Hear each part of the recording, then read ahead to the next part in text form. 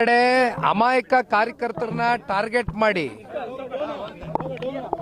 ಯಾರು ಈ ಪ್ರಕರಣದಲ್ಲಿ ಶಾಮೀಲಾಗದೇ ಇರತಕ್ಕಂತ ವ್ಯಕ್ತಿಗಳು ನಿರಂತರವಾಗಿ ಕ್ಷೇತ್ರದಲ್ಲಿ ನಡೀತಾ ಇರತಕ್ಕಂತ ಲೋಪದೋಷಗಳ ಬಗ್ಗೆ, ಸರ್ಕಾರದಲ್ಲಿ ಆಗ್ತಾ ಇರತಕ್ಕಂತ ತಪ್ಪುಗಳ ಬಗ್ಗೆ ಎತ್ತಿಡಿದು ಮಾತನಾಡ್ತಕ್ಕಂಥ ಕೆಲವೊಂದಷ್ಟು ವ್ಯಕ್ತಿಗಳನ್ನ ಟಾರ್ಗೆಟ್ ಮಾಡಿ ಇವತ್ತು ಅವ್ರನ್ನ FIR ಹಾಕಿ ಇವತ್ತು ಸುಮೋಟೋ ಕೇಸ್ ಹಾಕ್ತಕ್ಕಂಥ ದೊಡ್ಡ ಅಪರಾಧ ಇವತ್ತು ಯಾರು ಏನು ಇಲ್ಲಿ ಮಾಡಿಲ್ಲ. ತಮ್ಗಳಿಗೂ ಗೊತ್ತಿದೆಯಣ್ಣ ಮಾಧ್ಯಮದವ್ರಿಗೆ.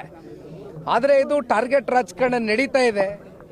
ಇದಕ್ಕೆ ಪುಷ್ಟಿ ಕೊಡ್ತಕ್ಕಂಥದ್ದಕ್ಕೆ ಪೊಲೀಸ್ನ ಅಧಿಕಾರಿಗಳು ಕೂಡ ನಾನು ಆಗ್ತಾನೆ ಹೇಳಿದ್ದೀನಿ, ದೇಶದ ಕಾನೂನು ಸಂವಿಧಾನಕ್ಕೆ ಬದ್ಧರಾಗಿ ಇವತ್ತು ಪೊಲೀಸ್ನ ಅಧಿಕಾರಿಗಳು ವರ್ತನೆ ಮಾಡಬೇಕಾಗಿದೆ. ಆದರೆ ವಿಪರ್ಯಾಸ ಸರ್ಕಾರದ ಕೆಲವೊಂದಷ್ಟು ಜನಪ್ರತಿನಿಧಿಗಳ ಒತ್ತಡಕ್ಕೆ ಮಣಿದು ಇವತ್ತು ಇಂಥ FIRಗಳು ನಡೀತಾ ಇದೆ. ಅಂದರೆ ಒಂದು, ಇವ್ರು ಯಾರಿಗೂ ಕೂಡ ಇಲ್ಲಿ ಜೈಲಿನ ವಾತಾವರಣ ನೋಡ್ತಕ್ಕಂಥದ್ದಕ್ಕೆ ಯಾರು ಅಂಥ ಸಂಸ್ಕೃತಿಯಿಂದ ಬಂದಿರತಕ್ಕಂಥವ್ರಲ್ಲ, ಅಂಥ ಹಿನ್ನೆಲೆ ಬ್ಯಾಕ್ಗ್ರೌಂಡಿಂದ ಬಂದಿರತಕ್ಕಂಥವ್ರು ಯಾರೂ ಇಲ್ಲ.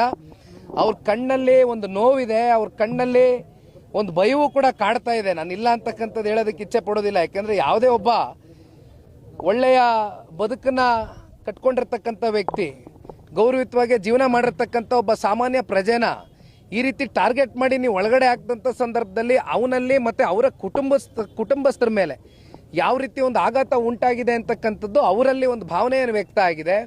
ಹಾಗಾಗಿ ಇವತ್ತು ಅವ್ರಿಗೆ ಭೇಟಿ ಮಾಡಿ ನಮ್ಮ ಶಿಡ್ಲಘಟ್ಟ ರವಿ ಅಣ್ಣವರು, ಈ ಭಾಗದ ಶಾಸಕರು ಮತ್ತು ಮಾಜಿ ಶಾಸಕರಾಗಿರ್ತಕ್ಕಂಥ ಕೃಷ್ಣಾಡೆ ಸಾಹೇಬರು ಸೇರಿ ಅನೇಕ ಜನ ನಾವು ಮುಖಂಡರು ಬಂದು ಅವರಿಗೆ ಧೈರ್ಯವನ್ನು ತುಂಬಿದ್ದೇವೆ. ಅವ್ರ ಮನೆಗಳಿಗೆ ತೆರಳ್ತೇವೆ, ಅವರ ಕುಟುಂಬದ ಸದಸ್ಯರ ಜೊತೆನೂ ಕೂತು ಚರ್ಚೆ ಮಾಡ್ತೇವೆ. ಒಟ್ಟಾರೆಯಾಗಿ ಅವ್ರ ಧೈರ್ಯ ತುಂಬತಕ್ಕಂಥದ್ದಷ್ಟೇ ಅಲ್ಲ, ಅವ್ರ ಮನೆ ಮಕ್ಕಳನ್ನ ಅತಿ ಶೀಘ್ರದಲ್ಲೇ ವಾಪಸ್ಸು ಅವ್ರಿಗೆ ಮನೆಗೆ ಕರ್ಕೊಂಬರ್ತಕ್ಕಂಥದ್ದಕ್ಕೆ ಎಲ್ಲ ರೀತಿಯಾದಂಥ ಕಾನೂನಿನ ಅಡಿಯಲ್ಲಿ ವ್ಯವಸ್ಥೆ ಇದೆ, ಕೆಲಸ ಮಾಡ್ತೇವೆ.